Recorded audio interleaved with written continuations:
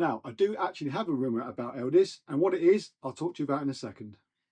I've also had more beef from my caravan industry expert friend. I will give you a link to that at the end of the video, so stay tuned for that. So the last video I did on the Elddis rumours, the comments came in thick and fast, and that's exactly what I wanted to happen, because if there's any way of getting a reaction out of someone, it is kind of going a bit close to the mark on something, and that's what I think I did on the last video.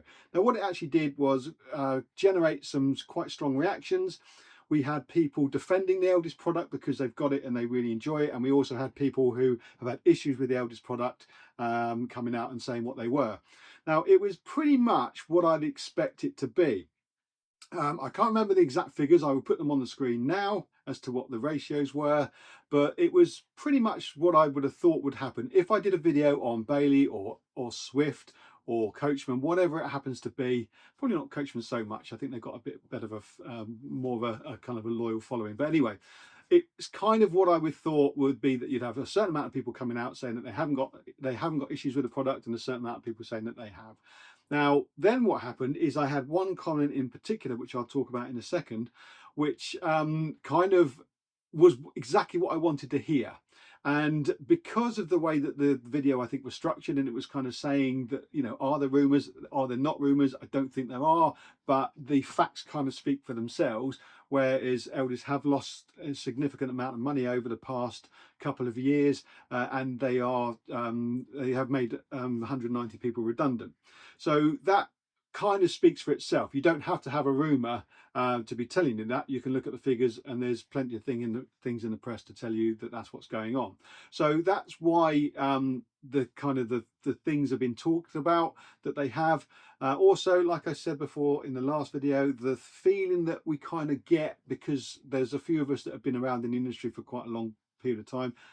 Certainly I have, and I've seen other manufacturers have issues and go under, and it kind of felt fairly similar to what was going on there, with customers not wanting to buy the product, dealers not wanting to deal with the product, us not wanting to take the product in as a part exchange because we have to put our name to it, and it's just not worth the risk.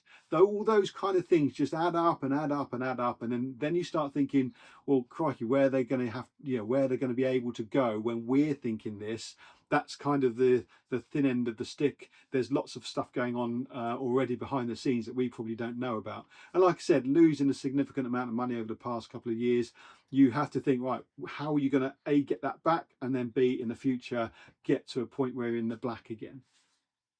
Now, obviously, we've got a big downturn in the market, so it might just be a blip that all the manufacturers are having. I'm not sure. I haven't looked at the other manufacturers' kind of accounts and things like that, but we haven't heard anything, so I would have thought they're not so bad. Obviously, you know, unfortunately, bad news travels fast. So it is a downturn, and maybe everyone's struggling. But I think, like I said before, the Elddis product seemed to be having extra issues than the other manufacturers did. But that's in the last video. We'll get past that. Now I want to talk about the rumor that I want to start spreading myself, so I can be blamed for this if anything does go awry, but this is what it is. So the comment that stood out was one from at Caravanning with the Hoopers. They're not on YouTube, but it's on Instagram. I'm not sure what Instagram does. I know my daughter uses it a lot. I'm starting to look into it, actually. It looks quite interesting. Obviously, it's very big, but I'm not on that kind of platform yet. But that's where they are. So I'll put a link to their Instagram account at the bottom of the comments, so you can go and check them out. They've got some really interesting stuff on there, actually, so it's worth a look. So they had been invited up to the factory, and they were lucky enough to have a tour and a sit down with the CEO, whose name I couldn't find, actually. I did try to Google it, but I didn't spend too long on it. But I couldn't find exactly what the name of the CEO is at Elddis, so I apologise for that. Maybe you can tell me in the comments. But apparently he's been taken on over COVID. Now this is all kind of backing up what we've been saying, because they've taken someone new on by the sounds of it, and they know they've got problems because it's obvious, because of what's been going on with you know, with the money issue, and also the customers saying things, and the warranty issues as well. So it's not news that there have been issues, and like I said, there are issues with every manufacturer that are out there, and it's how they deal with it that is important. And that's why this is interesting, because the CEO has been brought in, and it sounds like he's new, or she, sorry, I don't know if it was a he or she, new to it, so that it's a kind of a clean sheet. So they haven't got any history of past decisions being made, so it's a lot easier for someone to come in and go, right, what's going on, let's sort it out. There's no history there that they have to kind of overcome. The CEO has been brought in to oversee general customer aftercare and product quality, the two things that are key to having a proper good business that's going to make money. It was reported that the quality control has been upped, so there was no quality control by the sounds of it, and there's a whole new department for quality control, which is really good.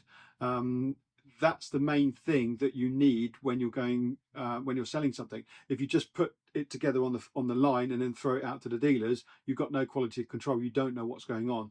Now, when I went to the factory at Coachman some years ago now, I don't know if they still do this, but I would have thought they probably did. Every single Caravan was lined up and fired up with all the systems, and there was proper checks being done to it before it went out to the dealer. Swift take one every 5 Caravans off the line, I think, and put it through a bit of a quality control. I'm not sure what Bailey do, but this is going to be a good step forward. The quality control at the factory, I think, is the best thing to do. I know it costs more money to have it done there, but it costs less than the dealers doing it and then having to put warranty claims in, and then maybe going back to the factory because of serious issues and things like that. So I think it's a worthwhile investment in if you can catch it an issue closer to the factory, it's going to cost you less money in the long run, and so that's the best thing to do, I think. So the quality control is a real big step forward. There are some warranty enhancements, so I think they may be talking about the rear panels. I don't understand the thinking behind having 1 year on a rear panel, and I think it's a front panel as well, warranty. I just don't understand it. Here's your Caravan, Mr. Customer. Thanks for your £45,000. But if your rear panel cracks after a year, you're going to have to sort it out yourself. I mean, you just can't do it. I have heard that it was 3 years. I think that came from another comment on one of the other videos. Again, that's still not quite good enough. I don't know what they are talking about doing. I know it was talked about that they were having the panels built by Heimer on the continent and then shipping them over. Again, I'm not sure on that. But I think you need to see at least a 6-year warranty on those. I think even 3 years is still a little bit tight. I think a 6-year one would be good, because a lot of people change before that, or something happened and the Caravan isn't in their ownership within those 6 years. Well, certainly the percentage of people that don't own it in 6 years is quite high, I would have said. It'd be interesting to say in the comments, put down whether you have had your Caravan, regardless of what it is, for over 6 years. It'll be interesting to see that. But I think a 6-year warranty on panels would be acceptable. But acceptable is acceptable. But I think you have to go over and above and put a 10-year guarantee on it. That really does show the customers that you are backing your product up. To have a 1-year warranty on rear panels, it's just, to me, that's a kiss of death. I wouldn't buy something with that. And obviously they didn't shout it from the rooftops. It was only found out after a customer thought, oh, I've got an issue with it, I'm going to go to the warrant, get it sorted out, and then the dealers are saying, well, unfortunately it's not covered. So yeah, that couldn't have been a good conversation to have with the customer. Certainly one I wouldn't have wanted to have had. They are honouring warranty that's technically out of date, so that might be the panel issue. And again, that might be the CEO coming in saying, look, this isn't any good. Yeah, we have to back this warranty up, because getting that trust up is more important than trying to save money on warranty claims. And again, that is a good thing to do. I think that is exactly what I've been talking about. It is breaking the mold a bit to actually go above and beyond. There's also a warranty product recall that's gone ahead, which again builds trust to a significant level. Normally, historically, the manufacturers will know there's a problem and then just deal with the ones that they have seen coming through, because that's the cheapest way to do it, because some people wouldn't have had their warranty done. Some people would sell the caravan, they might not think it's under warranty, and then therefore it not having to be done. If you do a product recall, I would said the percentage of people that are going to come back and have it done at your cost is going to be a lot greater. But again, that trust level goes through the roof, because if you buy a caravan and you know that that if there is a serious issue, that the manufacturer is going to call back and get it sorted out before you have to find out what that problem is, the trust level goes through the roof. I think that's a fantastic move. The kind of money you spend on that, I think, is paid for back in dividends by the fact that the customer then has got trust in the product, and they're going to be able to put their money in it to a higher degree of trust. Also, the comment said that there's a higher degree of collaboration with the Rumour Group. I didn't know that the Rumour Group had such big motorhome brands, some significant, £150,000 motorhome kind of brands that are out there. They've obviously got a massive pool of knowledge in the Rumour Group, and to me, it's a complete no-brainer to use it. I don't know whether there's competition between brands and things, but if you're under the same umbrella, I would have thought that whoever is at the top can go, right, hang on, you go and ask them how to do it. Use their technology, use their manufacturing techniques, whatever it happens to be. Absolute no-brainer. They've got the knowledge, and they've got the infrastructure to be able to use that to their advantage, and it sounds like that's what they're doing. Like I said, the panels are being made by the Rumour Group in the continent, by the sounds of it, and the comment did mention that they were going to be using the LMC lights in the back of it, so it might be the LMC rear panel. Not sure, but yeah, that is a bit of a no-brainer. I thought that is a fantastic thing to be able to do, to call on all that information you've got with some significant high-end brands as well. So there's some big talent out there. With those kind of things, they have to be absolutely spot on. You can't sell £150,000 motorhome and have issues. You just won't sell it. So that's a really good thing as well. Then the customer satisfaction was recognised.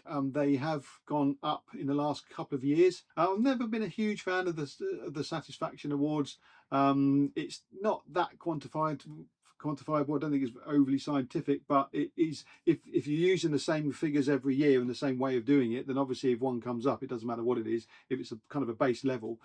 So it sounds like Elddis have kind of crept up on the customer satisfaction awards there. And like I said, in the comments I've been getting, I've been having people say that they are happy with it and that they've had no problems. I think it would be interesting to know. My view on it is that the smaller the caravan, the less problems you have. The lower end the caravan, the less problems you have, because you haven't got so much stuff in it.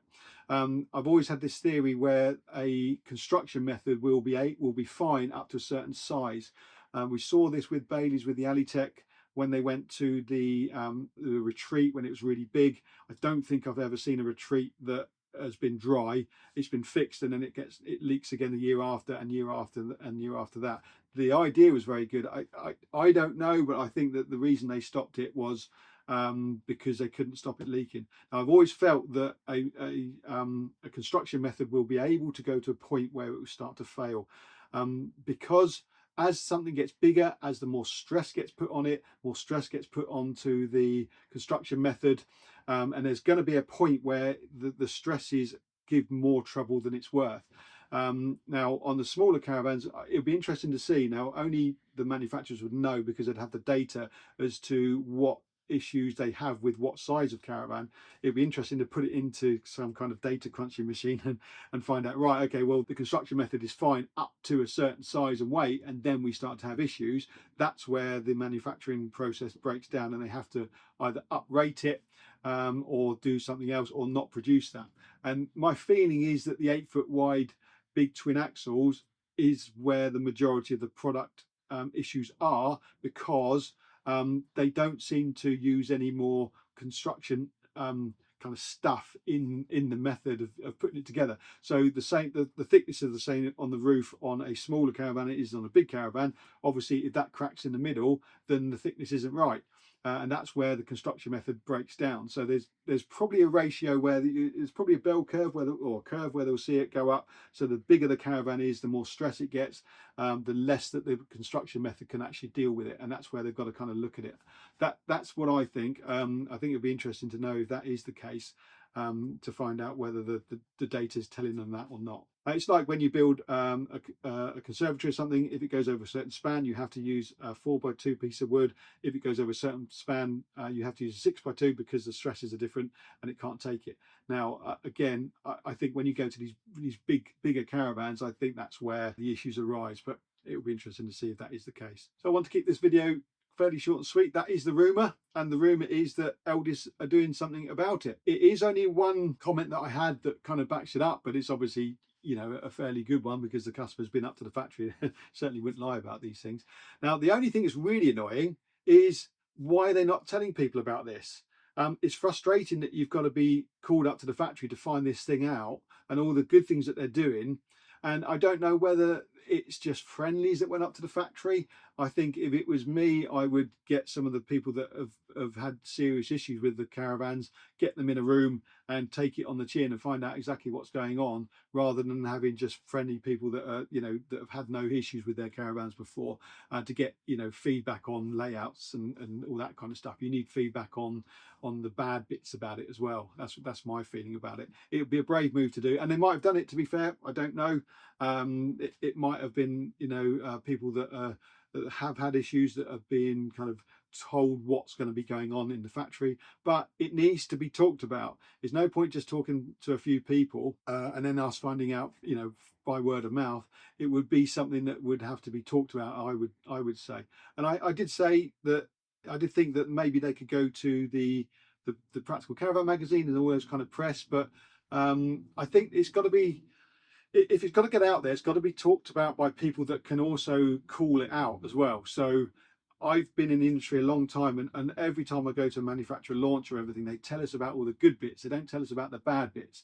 Now, we know what the bad bits are because we as dealers all talk to each other. So pretty much every single time would come out of one of their meetings and go, well, how come they didn't mention this? And that's great, but how come they haven't, you know, mentioned that? We all know what's going on. We're not daft because we see it on the front line.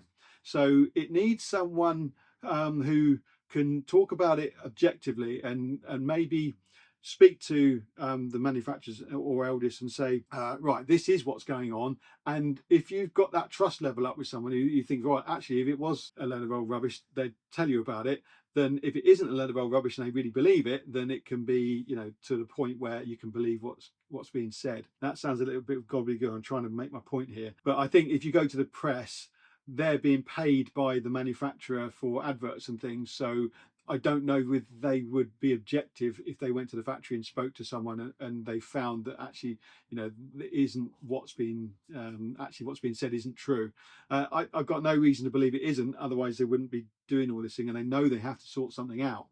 So it is very positive, but I just think it needs to be talked about. And proof is in the pudding. But the problem is, if you don't get to eat the pudding in the first place because you don't want to buy it, then it's no good. You have to get out there and get that trust level up. And the things that it sounds like they're doing, I think is more than capable of being able to do that. It's certainly, when I read the comment, I thought, wow, that's brilliant. Even my thought of it is that I'm really looking forward to seeing the new Elddis product and looking forward to seeing what they're going to be doing. It even popped into my head, would it be a franchise I'd want to take on? If it is getting to the point where they can start again, set their stall out and make it, you know, a really good solid base of what they're going to be doing in the future, then I would certainly back it as well. And it'd be great to have a manufacturer that is transparent and does do all those kind of things. And I think if they don't do this, then and they carry on, you know, as they are, then I really do think they could possibly be in trouble. But I think from the sounds of it, even with that one comment, I think that it's turning a corner, and certainly someone's in there doing something about it. It will be interesting to know if any of you have heard any more about this, more than the one comment, because if you haven't, then that kind of proves the fact that they've got to get out there talking about it, because there might be lots of other people that know. I might not just be in the loop, that I haven't seen anything. There might be loads of people out there that, oh yeah, I know all about this. So put it in the comments if you know these things already. Put it in the comments and then we can get to the bottom of it and find out. And if not, they definitely need to be talking about this. Oh, don't forget, do all the stuff, like, subscribe and all that kind of thing. If you found this of interest, there are more videos out there on my YouTube channel like this, and I will be doing more. So subscribe, because if you are interested in this kind of content, I will be doing it. a little bit more.